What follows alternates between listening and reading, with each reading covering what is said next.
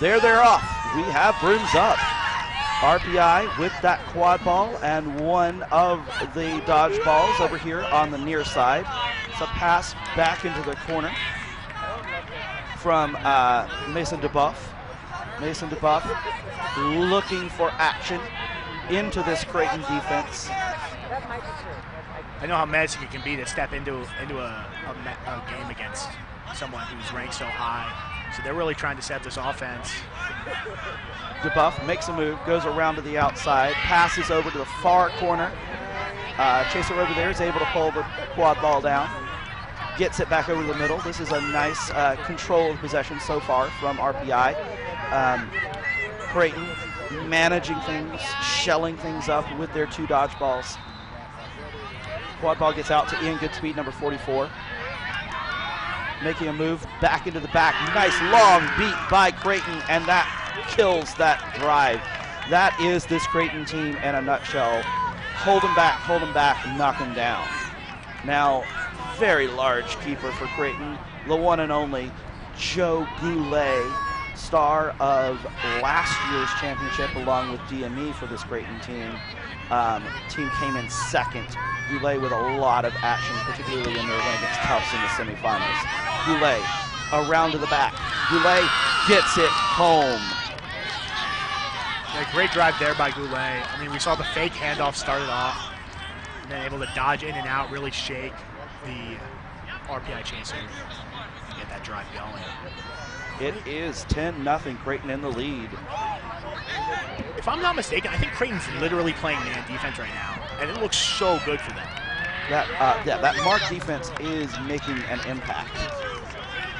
And it has made an impact, causing another turnover on this RPI team. Carrying stick ball back once again surveying has Kawina Abrigo up here in the middle, gets that quad ball into Abrigo. It gets back to Goulet on the backside. Goulet making a move all the way around. Passes to the center. Yeah, fantastic job by Goulet to pull the whole defense all the way. That is a clip. It must have clipped Abrigo on the hair. It's an RPI possession. RPI coming back the other way. RPI putting it home. RPI making things happen, number 16. That's DeBuff. This ain't gonna make the Olympics. It is 1-1. This matchup looking better and better as we move around. This is for Harry Potter. Is this Mayo in it beater for Creighton now? I do believe, by the way, that RPI was one of the 3 people who have actually beaten this. I might be wrong on that, but I believe I heard that from. That's a lot of clear out from the Creighton beaters to get some space for their Quaffle players. A little bit of net contact, but it's through that net contact that makes things happen. Number 80 for Creighton. Rendon comes down with a goal. Oh my! But it's something different. What a drive! The woke thing. All right, RPI trying to calm things down a little bit again now. There's an exchange of dodgeballs in the center. Long pass over the top. That type of long pass I don't like to see a lot, but it worked out this time. Passing another long pass does not work out as Creighton's free chaser was able to knock it down. I mean, Creighton entirely forced that. They're playing 2 dodgeballs on the midline, and they're playing 2 chasers up with 2 people covering the wings for the long pass. Like, Creighton's defense is so high because they know that they can play mark coverage on the back end and cover any of the passes that go over because of the physicality of the team. And that was Cassidy Wario with the nice stop for Creighton on that last play. And RPI is able to stop Creighton this time. A little bit of sloppy play from the Creighton offense. RPI is able to pass around, get back up to the center. Number 44 takes a mid-range shot. It was probably ill-advised. That's Ian Goodspeed again. Missed shot. And Joe Goulet once again with the quad ball. We have Cassidy Wahiro here on the short side of the pitch, along with Kawina Abrigo And over on the far side, I can't see it. Goulet trying to go through. Goulet is taken down by DeBuff. And, oh. Creighton is literally playing quad ball like it's 2015. Yeah. They got mark coverage. They're running 1.5 on the bludger, on the dodgeball game. Like, Claire Olmstead able to turtle onto that quaffle for RPI to stop the Creighton advance.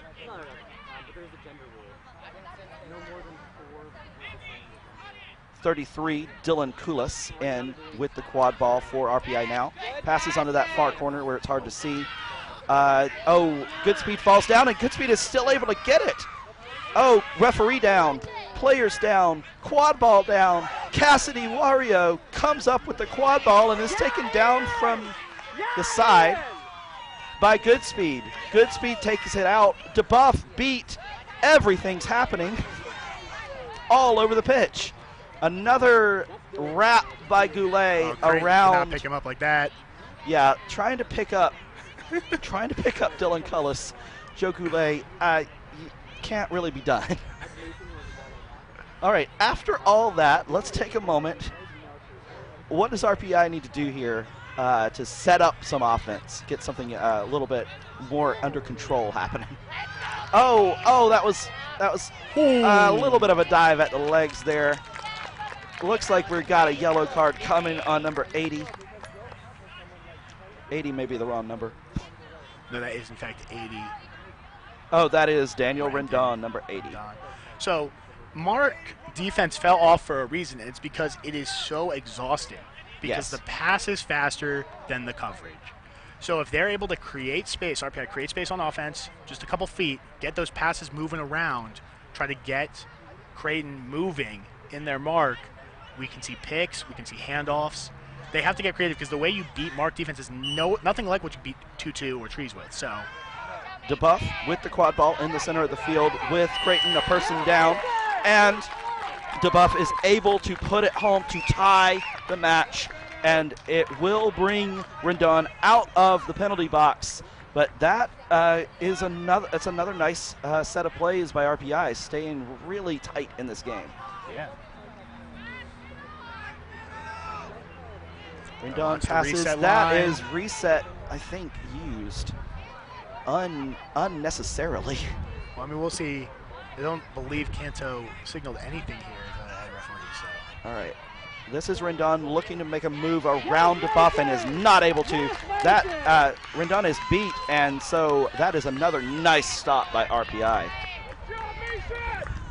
I mean, RPI can also just start trying to match the physicality from Creighton, which they appear to be doing, at least on the defensive side.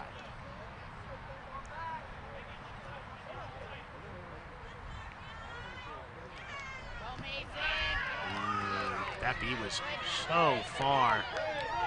Far around the outside from RPI. Oh, passes too high. Oh, but the nice cleanup from number 28, who loses the dodgeball control, but is able to keep quad ball for Goodspeed. Yeah, Bazia doing their best to cover that up, and they do so. Yeah, that was interesting, good work. That could have been a real problem for RPI. They did lose dodgeball control, but were able to keep the quad ball. This is into Goodspeed. Goodspeed not able to make the catch. Cassidy knocks the ball into Goulet's hands. They're working well together. Goulet across, and that is good and in from Abrigo. That was beautiful. French kids there. All right, so now it is 30-20. Creighton in the lead. Creighton with dodgeball control too. We'll expect them to play that high defense. Oh, they're not getting their dodgeballs into position fast enough here, I don't think. Ben Flothrop in for RPI, looking to make a move, using a screen being set by number 18. Passes back up to DeBuff. That's, I think, a shot that did not get through that big defense. That long beat attempt misses. And, oh, wait. Is it going to be called no good? The goal ref does appear to think that Creighton is beat on that drive. All right, well, goal ref must have had a better angle on it than me, because I thought that Rendon did not get close to it. It's going to be annoying because if they do call you beat before, you had a very easy opportunity to drop and then have 60 finish. Abrigo just finished still on the fast break. But because they got in and then now they're having a discussion, they're going to lose quad ball here. There's no way to get it back if this is called beat before. And it is called off. The goal is no good. That is going to be a good snipe beat. Unfortunately, it was way out of my field of vision to see who hit. Yeah, I was looking at 22, expected Di Tommaso to make the beat for RPI, but it was the other beater making it in. We'll see how they set this up.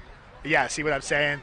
Is now RPI gets quad ball control, and if Rendon had just dropped it, 60 finishes that play. Yeah, that easily, must have been Sean Patch who got that good beat in. Sean Patch from the back corner. Yeah, fantastic job. Shutting down fast breaks. RPI has not let a very quick Creighton run them over yet. So yeah, and Creighton hasn't been able to use their physicality either. Creighton's very large out there. Oh, nice pick off by number 29.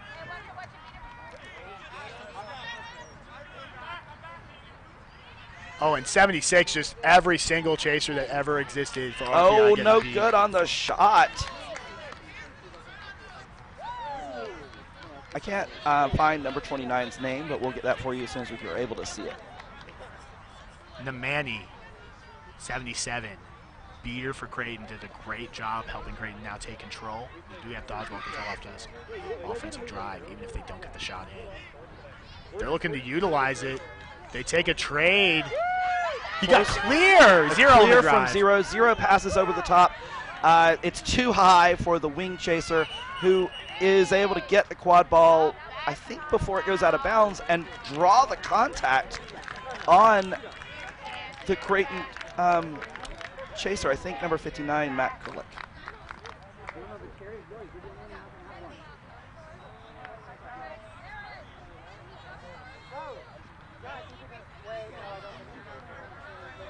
Yep, that's 1 minute in the box or until RPI scores. Creighton still not getting things together here. That is could have been a lost quad ball for RPI. Instead, it's another opportunity. Oh, I do not like the wide run. No, too much on that pass. Not the type of, oh, but DeBuff is able to get there. DeBuff too high on the shot. It goes out of bounds. Creighton ball. Not what RPI wanted out of that power play opportunity. Yeah, I mean, 29 put a ton of pressure on that shot, so understandable. I would have not tried to take the shot, slowed it down again, I think. I think tried to find the open person with that person on the wings, yeah, especially on that left side near the small hoop. So yeah, 18 misses. Oh no, that wasn't. Where'd that dodgeball come from? It just this number 71 Ryan Mayo, and now pass is down on the ground. They clear the quad ball out off the floor. RPI dropping in the trees. Anya Ortiz with that really nice save of the quad ball for Creighton. But RPI once again able to pull it off on the other side.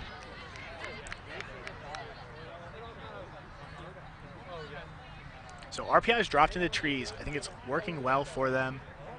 Creighton is going to have to come up with an idea besides run them over. Yeah, run them over has not worked, and I think Creighton is a little bit surprised. This is RPI, who have always, for 10 years now, been a very pass-heavy team. I think giving a little bit of an unexpected look. Oh, but that dodgeball on the ground, not going to be able to stop it. Oh, but the defense this time. Two RPI players with a nice work on Matt Goodwin. No, he gets it. But he gets out, and he misses at point blank. He gets it again. He's got a little bit of a pants pull happening. And now, once again, two RPI players. Matt Gulick with his pants down. I think we're gonna get a card on one of those RPI defenders for a let's call it a pull. You cannot let Gulick come up with that ball. You have two RPI players on the ground. You cannot let Gulick get out. Gulick gets out, misses the shot. RPI misses the B. Then everything coming together for that play. All right, so number 0 for RPI is the one who is sent to the box with the yellow card on the pole. A lot of Creighton players here in the center. Number 29 with the quad ball. We're about to see a kicking and screaming style offense where I think they just barrel all of their players forward with the quad ball in the middle. No, they actually take a step back. Oh, he gets a good line that now. is a good goal. That step back really worked out. Yeah, the step back so Gulick could set the pick was phenomenal. Yeah, and Riley Usami is able to put it home for Creighton. 29 is Casimiric. I don't see on the thing here, but I'm going to write it down. Oh, Creighton just continuing to with press. a steal. Too much happening. Missed the beat attempt, but hit the second one on number 31. DeBuff is trying to take people down with no quad ball in hand, but RPI is able to come out of that kind of big scrum with a quad ball on the far side of the pitch. Yeah, I mean, Creighton's beaters go in full speed. Just you see a lot of teams, they get their dodgeball control. They just come and chill, maybe a little outside the keeper zone. Creighton's beaters are all the way at midpoint, because they trust that their keeper can make this physical stop.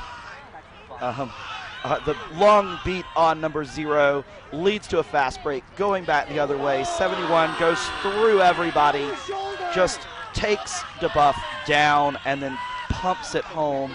That's Mayo with the dunk through the RPI defense, basically. Yeah. That's what Creighton, I think, thought they were going to be able to do all game. Unfortunately, if they keep getting it rolling, then this game might get out of hand.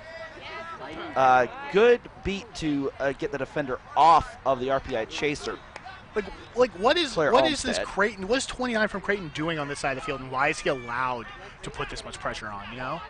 Yeah, it's too much. Creighton is being allowed to do too much of what they want to do. That grab on Olmsted's shoulder by Ana Ortiz is not called, leading to another break for Creighton, and Ana Ortiz off the assist from number 29 puts it home. Yeah, look at this. Creighton's playing defense at the RPI keeper zone, and there's a timeout for RPI. RPI needs this timeout. So this is the type of time that I love to see a timeout taken in quad ball since we added it in a few years ago. RPI had been doing really great in this game. They had been keeping this game the way they wanted it, but it feels like Creighton has been taking it back the other direction. What does RPI need to do in this huddle to get back on their game? So RPI was able to make stops when they're able to set up their defense. We've seen Creighton get, I want to say the last 3 goals they've made off fast breaks and sneaky passes, and RPI not being able to get back on defense fast enough. So RPI needs to come up with a way to get someone beefy enough on that long pass, because if Creighton's going to play that really tall defense with the beaters all the way out, you have to be able to capitalize on the long pass. So what that'll do is that'll pull Creighton back to their side on defense, which means they're farther, and RPI has more time to set their defense. But Creighton's side of the field is basically RPI's keeper zone to their own hoops.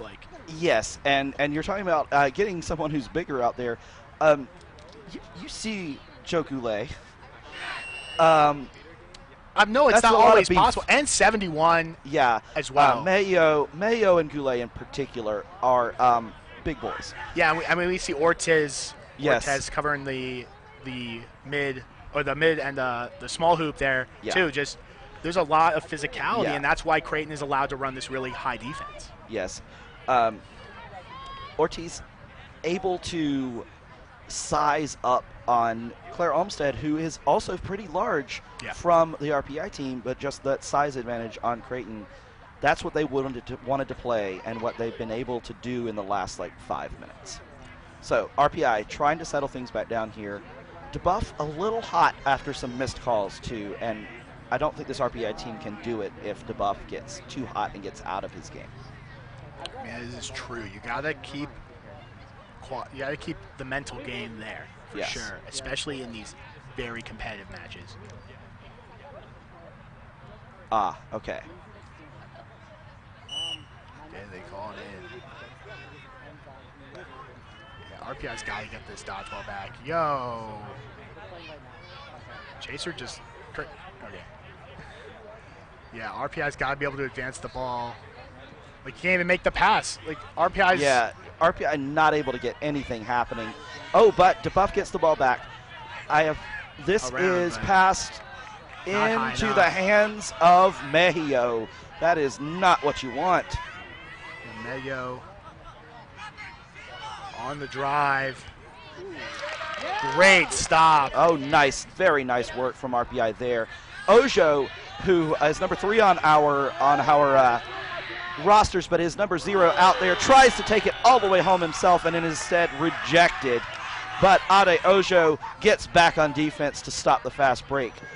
Yeah, Ad definitely has to Nice. look at other hoops. All right, so RPI makes another stop. There's an exchange of dodgeballs in the middle to open up some space for DeBuff, but DeBuff's attempt at a pass is knocked out of the air and right into the hands of Kashiminek, who puts it home. DeBuff cannot take this sub here. That is not okay. The keeper took the sub after the shot for RPI. We're chilling. Number 7 in at keeper now. That's Ben Fwathrop. And referees are talking about some things. And there is a stoppage of play. Head referee, Andrew Canto, one of the most respected referees in the game, goes back a long time. 3 kids now. I don't even understand how he does it. And we're good to go again. RPI, 2 dodgeballs, Fwathrop with the quaffle. Adojo on the top here, passes over to the wing. That's Dylan Cullis, passes back to Odd. And, oh, that is knocked out, and that's going to be called beat. Yeah, the pass was after the beat. But it is just going to be a turnover, it looks like, to Creighton. Yeah, the pass was a long time after the beat came in. Yeah. I mean, and that's what you see. So the top, I think the RPI's got to start beating the top chasers a little bit for Creighton, making them take that reset, and then slow. Gullick is taken down. Yeah, great tackle here by number 7. Yeah, Fwathrop takes down Gullick pretty clearly. I think that contact was taken the entire time. Oh, quad ball back. Who's got the quad ball? The RPI's got it, but this is not going to go well. Fwathrop gets beaten. Oh! That is a blue card under number 29, and I'm not sure what happened. If I had to guess, the stoppage we had earlier was Canto warning the teams about mouthing off. Ah, I see. I know before our matches, we've been warned that refs went over this a lot in their HR meeting prior to this tournament, is that we're not accepting any mouthing from the bench, any mouthing from the players. All right. Well, that puts RPI back into a power play opportunity. They did not do anything with their significant power play opportunities earlier, but let's see if they can do something now. Pass over onto that far side, back down low. Number 18 passes over the top, and RPI is keeping the quad ball in their hands. 18 makes a move. 18 is clear of the bludge and knocks it home. Nope, they're beat They before. called it beat before. No, it's called good. Oh, no, it was beat before, but the play continued. The continuation from RPI doing what Creighton earlier was not able to do, which is have their players still in position to clean up after the beat. So who got that goal? Ooh, that's a good question. They already got back on defense. Oh, well. RPI, good clean-up play by someone other than number 18 who got the first shot. I believe it was the tall chaser on hoops, but I can't see his name.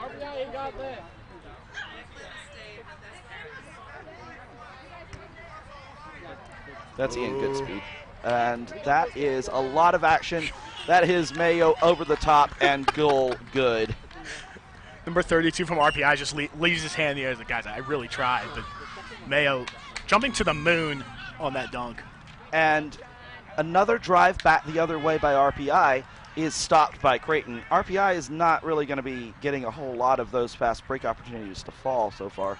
I agree that RPI needs to break into Creighton's half of the field. They need to get the quad ball down there so they're not getting stuffed so early like they have been. But when they get down there, they can't be – fast breaks into defense are about physicality, and they're not winning that battle. They need to slow it down, pass around, catch Creighton out of position once they get down there. Yes, exactly that. They've got to play a game based around their skills, not around what Creighton is doing. A no dodgeball situation. Mayo with the ball. Mayo calling the keeper up. He's like, come get me, bro. Come get me. Gets it over to Ortiz, who ticks a little tap at the hoop, unable to get it home. Good speed for, this is coming right for us. Good speed takes it back for RPI the other direction. Yeah, so they're in here, but they can't keep and going. And that is exactly what they can't do. They can't keep moving fast and doing a long pass all the way across the field. Creighton is just all over those.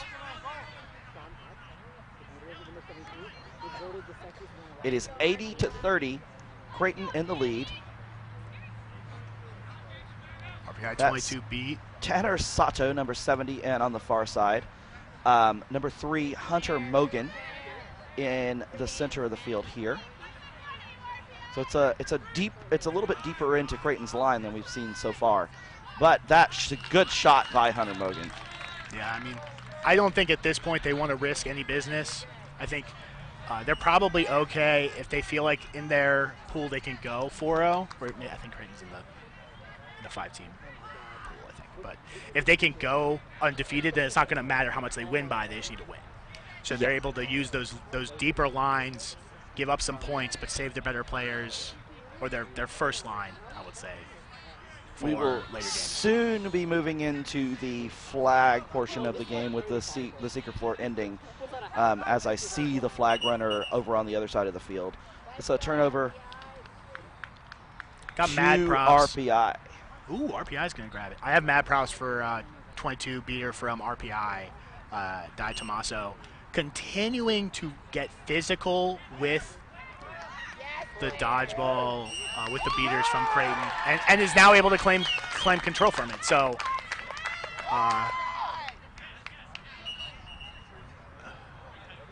did you see who got that goal for RPI? Ooh, no, I was too busy watching 22. Yeah, I can't see. There's a camera right in my field of vision at that slot, so I could not see who was over there. But that is the halftime whistle. So if you can let everyone viewing at home know what happens when we're at halftime. Yeah, so this is halftime at the 20-minute mark. We let one last completion go, or whether it's a score or turnover, which has happened. RPI gets that last score in. Now we're at 90-40, Creighton in the lead.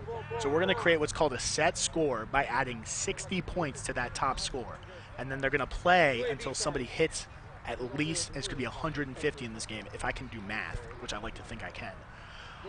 It is worth noting that the flag runner, the flag getting caught, does not end the game. It is 35 points for whoever catches it. That's a great way for you viewers at home who are looking at stats and match scores to see who caught the flag in the game. Is if they have that 5 at the end of their score, that's how you know they caught. It's the only thing that gives 5 points in the entire game of quad ball. So and this flag runner is Alejandra Vega, who's a very established, very entertaining flag runner, which is one of the other things out there, and also pretty difficult to catch. Yeah, I mean, really looks like he's going to toss around some of these seekers. And I'd like to think what's going to happen here with Creighton being so far ahead, they're just going to keep playing the game. I don't think – actually, Creighton definitely – take this back. So when you put your dodgeballs and your beaters onto the flag runner game, it becomes – the chaser game becomes who hits who harder. Yeah. And that might be exactly what Creighton wants to order. Yeah, Creighton just wants to knock it out in the quad ball game. Although I wonder if they might want to use this opportunity to work on their flag game for later. They've got a solid flag game. Joe Goulet, also one of the top seekers in the game. if they decide to do it, they might want to try to end it as quickly as possible, and show the rest of the teams out here that they mean business in every phase of the game. All right, so it is 90-40. 150 is our set score, and we are almost ready to restart play. It'll be about 15 seconds, 10 seconds before those seekers are released over on the other side. It looks like it is Ade and Joe Goulet. I will say, I mean, it's hard to imagine why Goulet would be a good seeker considering he's like 7 foot tall. We're going to see this flag runner have some issues. Oh, that is a missed beat over the top. And so Hunter Mogan gets the quad ball back, comes back to the center. Nice little underscored pass to number 65. That's Katie Bine, who the hoop fell over, or she would have gotten that goal. And now we have, did we have a quick catch by Goulet? Oh, yeah, it was so fast. It was like his 4th try.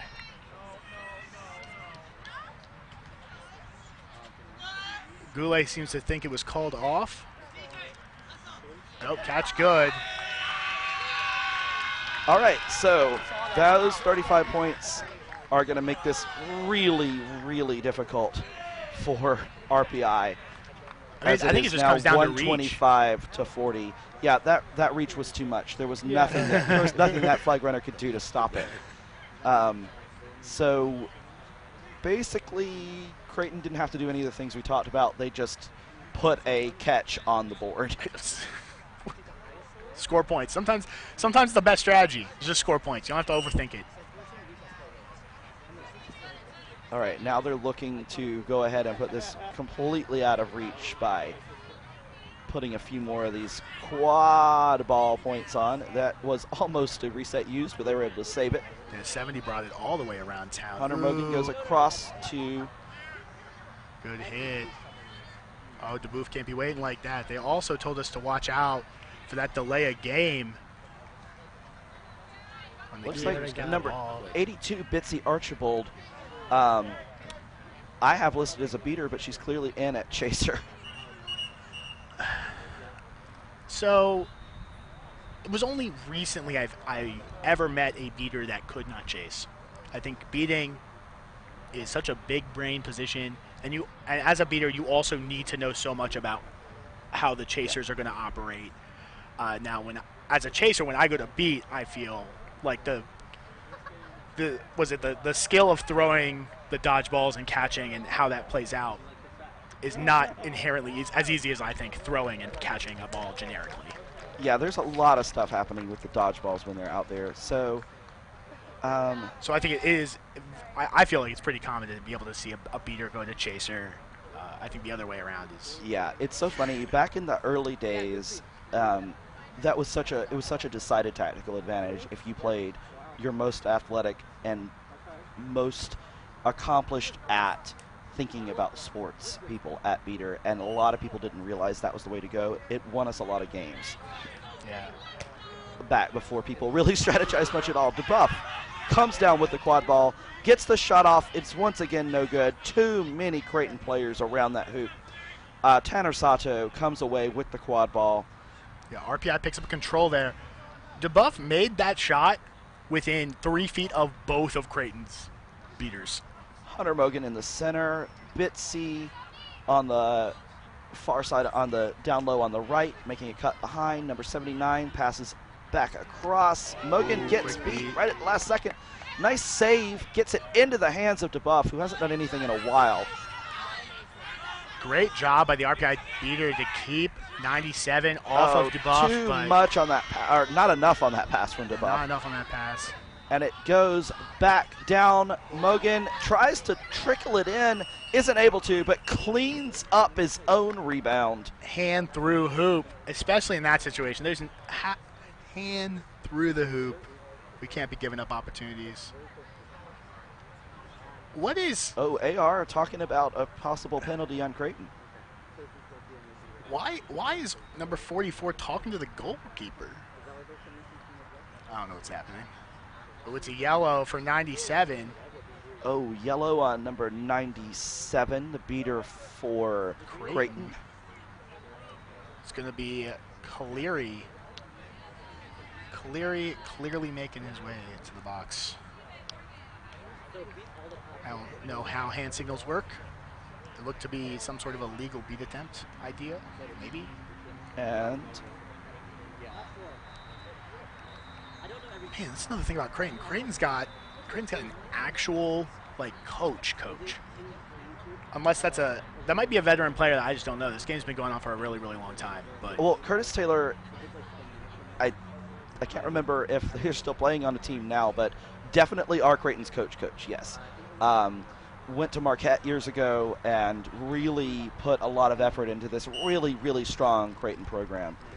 Curtis, and I see over on the RPI also has a great like alumni network coaching squad with Mario Nasta and Sam Nielsen running things on their sidelines. Oh, man. RPI looking to make those passes are just too long. They need to shorten those things up. DeBuff does get it. DeBuff gets out of the questionable leg tackle, but isn't able to do much. Oh, gets it back up top. That's good. I do appreciate seeing the Creighton chaser letting go, realizing that the contact was no longer legal. Yeah, she did a great job of not having. Oh, good speed. The rim is just not helping RPI today. No. Good speed shot is just could have just gone in, and instead knocks the hoop around and goes nowhere. As an engineer, I appreciate the 3D printed hoop holders, but they act a lot differently than the typical PVC-T couplings that I think most players are used to playing it with and on. Finally beating out the head chaser, but I mean Creighton's so fast. They cover the gap in coverage almost immediately. Shot is too high and doesn't go home. Number 12, I don't think is Nick Malzone. Oh. 97 back in off the yellow. Gonna get right in there. No other Creighton player is like even on the side of the field yet, and their beater is already behind 72 looking to get the pinch in. That's Patch now has to pay total attention. Creighton's still at 125-40 because that goal earlier was called off by the beater foul. But they are looking to make a move now here. Mogan gets it in. That's where RPI's keeper is supposed to stand, not Creighton's keeper. Tanner Sato knocks that home because it was just there's just too much happening for this Creighton team right now. Yeah, they're so focused on the drive because they're going to need to put multiple bodies in front of it that then the other people are able to sneak in, just like Creighton's keeper did. Oh, Bitsy, I think, grabbed that ball after it was already out of bounds. Yes. Yep. Archibald. What was it out before? Oh no, they grabbed it and took it out. Yeah. All right, so good speed. Walking it in. Looking to let number 71, who's now in at beater, that's Jacob Shaw's, make a play. That gets into the hands of number 26, who passes it back. Gets back into 26. Oh, just misses the shot. Oh, that was late. That was a lot of late contact, and they need to make sure that is cleaned up. All right, that goal is good, though, from DeBuff. Ooh, big takedown from 31. All right. Another drive. Mogan, a lot of contact up high from DeBuff. Temper's getting a little hot out there late in this game. Yeah, I mean, Mogan, as for, it looked like he was going for, hey, the contact. But he let go of the ball willingly. That wasn't anything. He didn't get taken down. He just was like, okay, and then dropped the ball. So. Yeah, number 12 also wearing Nielsen jersey, which is, I think, Sam Nielsen, who is the coach. But Bitsy comes away with the quad ball on this side. Number 82 making a drive, passes to Mogan. It's a little too high. Mogan's not able to grab it, but is able to track it down. And Creighton is once again set with a lot of open space, but RPI comes away with it. The from behind number attack 2's ready. of that quad ball. Number 72 came out of nowhere, or number 79? RPI's got those horse blinders on. They only seem to be able to see what's happening in front of them. Yeah, Mason Dasick comes out, grabs the quad ball, gets the assist over the top to Hunter Mogan. That's another bad choice, but the dodgeball does get in and stops Mason Dasick's attempt at a goal. It is one and done for Creighton here. They're looking to put this away. Yeah, it is 145 to 50, and one goal will do it for Creighton. But as we've seen a couple times so far, it's taken a couple opportunities for teams to get that last goal. It's a lot of pressure. And we saw a lot last game. We'll see. It's a nice recovery on the other side. The Creighton defender just takes the ball out of the RPI player's hands, passes across. Number 87. Number 87, Ben Jackson, gets the goal to finish things up off the assist from Ryan Mayo, and that will put a capper on this game, with Creighton in the end pulling off the 155 to 50 victory for the number 1 overall seed, number 1 team in USQ rankings, 22-3 on the season. What are your takeaways from this one? I'm happy I'm not in college anymore. Creighton looks so big and so beefy, and I think it goes to show this game that you can play these kind of crazy defenses, and they're really breaking the mold. Like, nobody plays that high defense. No one plays their dodgeballs that high. When you have the backdrop behind you, you have the power behind you, you can be aggressive way further up than I think any other team I've seen recently is willing to be, and that's awesome. And I hope that aggression carries forward to the rest of the league, where it's adapted to be more of a full court game, because it's really awesome to see not that slow walk between every play. But yeah, I really like using all the space. Like you said, Creighton made the entire pitch from the hoops to their hoops and beyond. They were in control the whole time on both sides of the ball. A pretty good showing early in the match from the top line from RPI, though. Got to put out a little bit of love to DeBuff. RPI, well-coached team, well-organized team. I think they can come back from this. There's a number 3 seed in the pool.